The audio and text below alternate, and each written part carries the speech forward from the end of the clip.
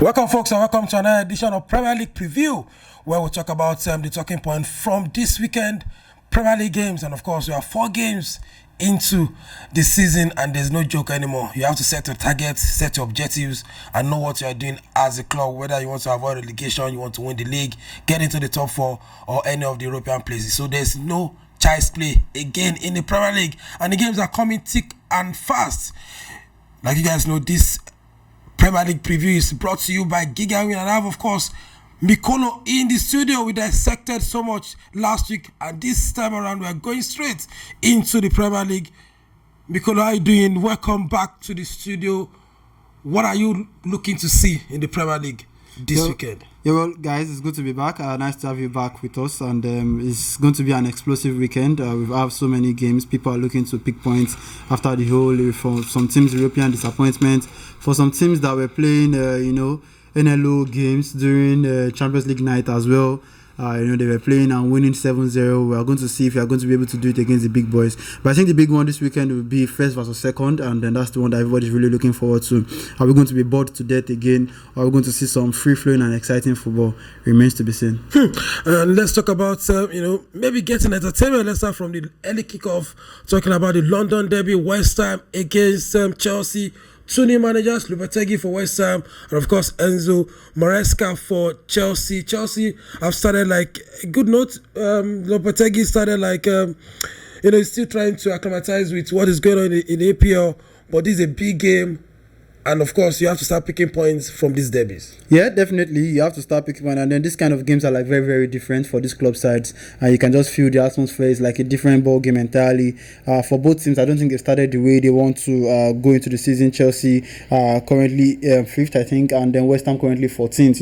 Julian Lopetegui is finding it hard. The last time he drew, struggled to draw against Fulham 1-1. And then now he's lost at home to City this season already 3-1. And then also they played a couple of draws as well. Beats Bournemouth 1-0.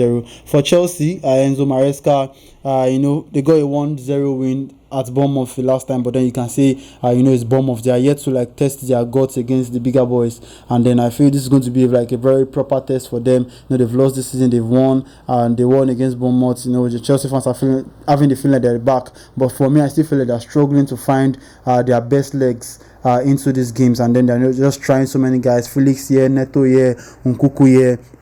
But it's going to be an exciting game overall, and then I just feel like this one might define what the season is going to look like for 2 of these guys. And if you are Enzo Maresca, I want to put on the spot now.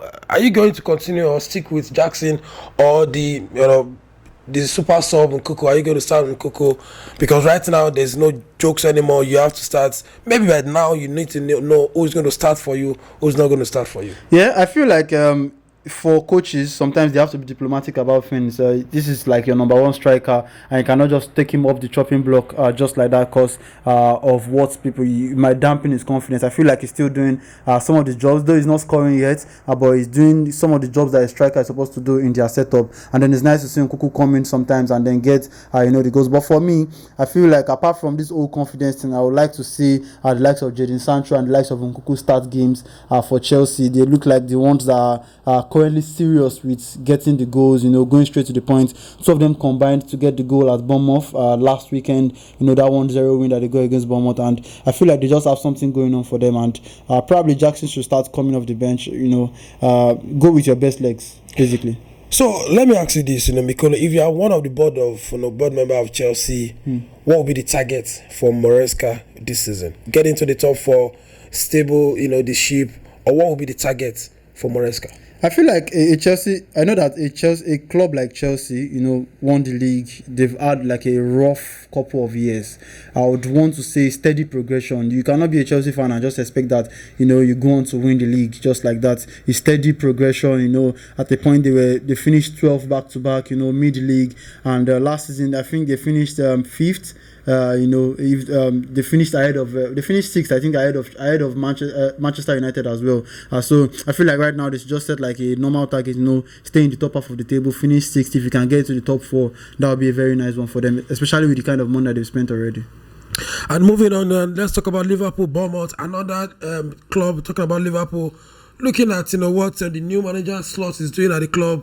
Last time, unbelievably against Nottingham Forest, but of course they went all the way in the Champions League at Milan, and they defeated AC Milan. It looks like, maybe we start to see the complex level of Liverpool, or maybe Slot have to now believe that in football anything can happen, and of course against Bournemouth again at home back to back, it looks like it's going to be tricky for them again. Yeah, it's going to be a very good one for Anslot. I feel like now he knows that anything can happen. There's the element of surprise in the league once in a while, but the signs are good for Liverpool. They went in the midweek and defeated Milan in Italy out there convincingly. Gravenberch he performed, got the man of the match, and then before the Nottingham Forest game, I don't think anybody would have called for any form of concern for Liverpool. So it just happened. It was just a slide to the Nottingham Forest game, and I feel like they should be winning this one convincingly. They're playing against the Bournemouth side that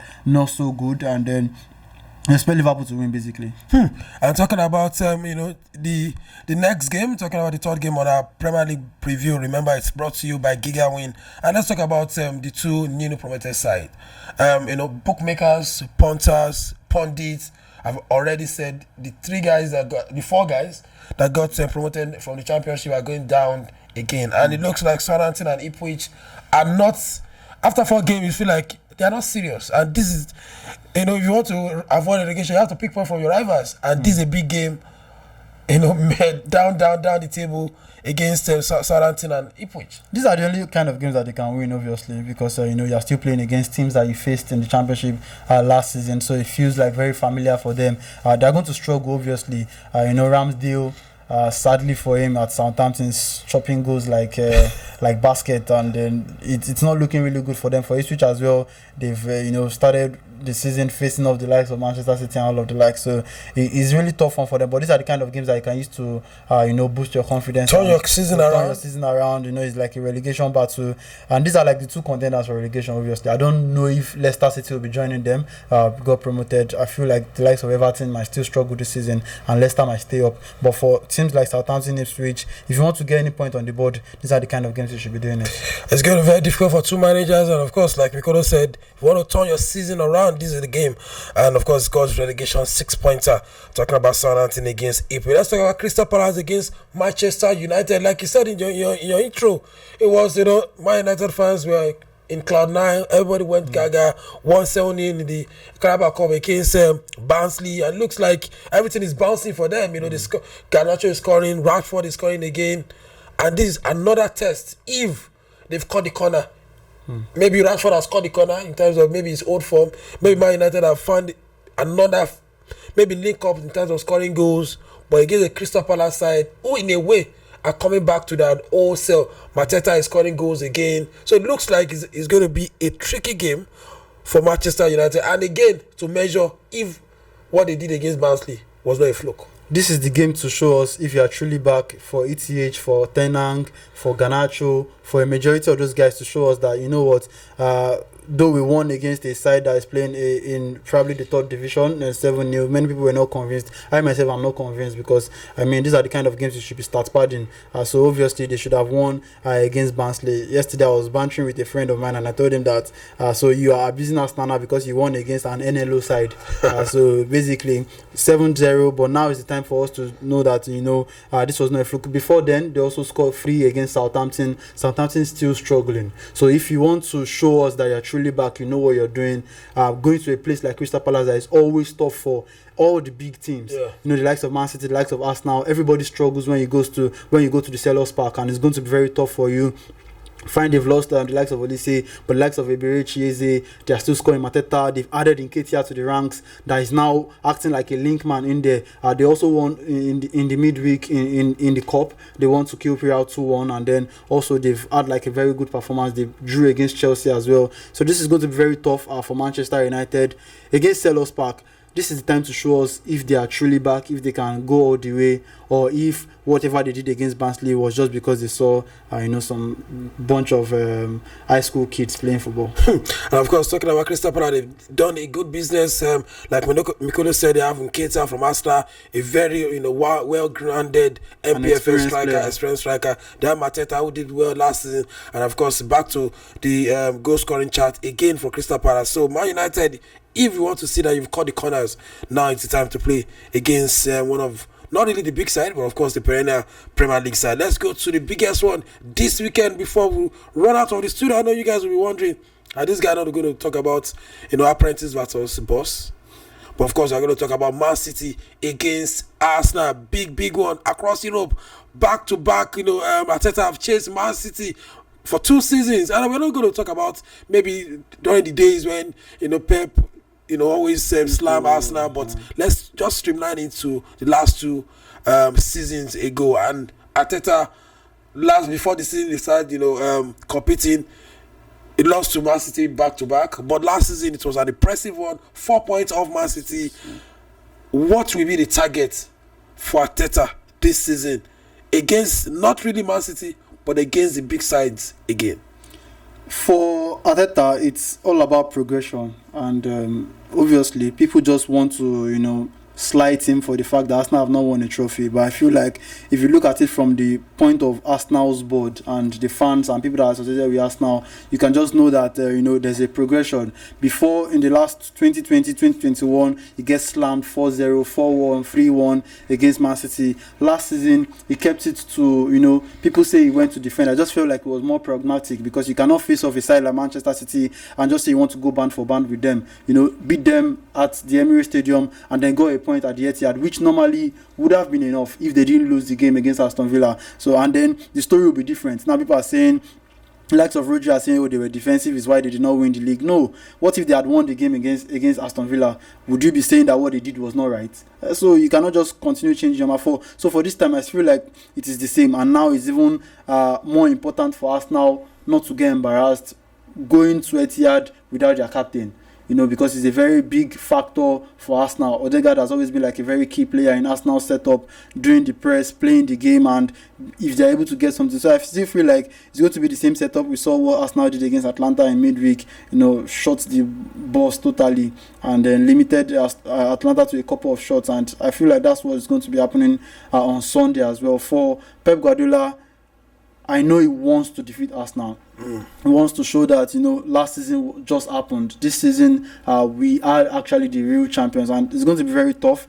I feel like it's going to be another tactical one. Both sides are always looking not to catch each other off their guard. So it's going to be an entertaining game of tactical football. Maybe not entertaining for the fans, but tactically it's going to be one to look out for. But let's talk about Man City. They started the season like house on fire, but there was a reality check against Inter Milan, at the Etihad. With that said, a doubt, to Pep Guardiola, even to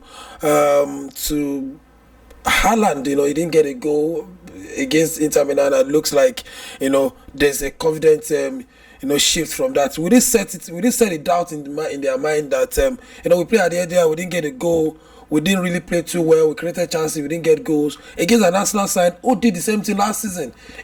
Close shop like Inter, got a couple of chances and left Etihad with a point. Is it a bad time for them to draw against Inter Milan? Maybe, but for a team like Manchester City, you'd hardly have doubts about their ability. Obviously, they are a very good side, the best side in England, one of the best teams in Europe, and got to the quarterfinals of the Champions League, won the Champions League the previous season. So you cannot question their ability. Now, the only doubt would be there is no one style of playing football, and you cannot always expect teams to come out and play against you. You would face adversaries just like Inter Milan, just like Arsenal. There's no one way to play football, and there's always Rodri coming to say, this is the style of football. People park the bus against us. That is the way they know how to play football, and there's no one style of playing football. Back in the days, Mourinho kept teams to, he considered just 15 goals in the league, I think in 2004, 2005, and they won the league. Nobody queries how he won his title. So there's no one style of playing football. For Man City, they just have to adapt to teams wanting to sit back and hit them on the counter. So that is all that there is. They are going to hit teams for 5, 6, 4 goals. They're always going to score. But when it comes to teams like Inter, teams like Arsenal, how do you respond against this kind of tactics and this kind of style? And away from that, before we leave the studio, let's just do a call of the games to review from the Premier League. Remember, this is brought to you by Giga Mikolen. Put on the spot on the games you've reviewed. Or you previewed, not review, you previewed yourself into the weekend. West Ham against Chelsea. I think West Ham will either win or draw. Liverpool, Bournemouth. Liverpool straight win, obviously. Southampton, Ipswich. Southampton, Ipswich. I think if I was to predict on a betting angle, I'll go for goals because I feel like probably over 1.5 or something. And Crystal Palace versus Man United. Crystal Palace United. Palace win or draw. And of course, the big one this weekend on Sunday, talking about Man City facing Arsenal. Apprentice versus the boss. City win or draw. City win or draw, and that's coming from an Arsenal fan, and trying to play safe. Not Arsenal win or draw, but Man City win or draw. Of course, Arsenal have done well for themselves. Without Odegaard, they won away at not Derby, and they went all the way to Atlanta to draw that one. Thank you, Mikolo. Any final word? I just want to enjoy the game of football, and hopefully we get to see some goals and exciting game over the weekend. Let's see if Manchester United are truly back. Let the banter continue. If it's Man U, if it's Liverpool, if it's Chelsea that comes on the banter board, chop on. And we wait for the God of banter to deliver our daily bread. Either way it comes from, either of the big sides, even if we go to Spanish La Liga, Serie, just serve us that banter so that we enter some fans and see their reaction on the social media. Talking about social media, you can follow Mikolo on Twitter, on X, just official_Mikolo. Follow Puja Media as well, and of course our YouTube channel Puja Dissect. Remember, Premier League preview is brought to you by Giga Win. Subscribe, turn on your notification button, and get our videos as they drop. Till we come your way again. Bye for now.